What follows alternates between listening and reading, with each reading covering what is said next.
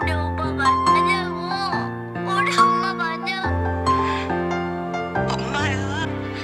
ஆரிரோ ஆராரிரோ இது தந்தையின் தாலாட்டு.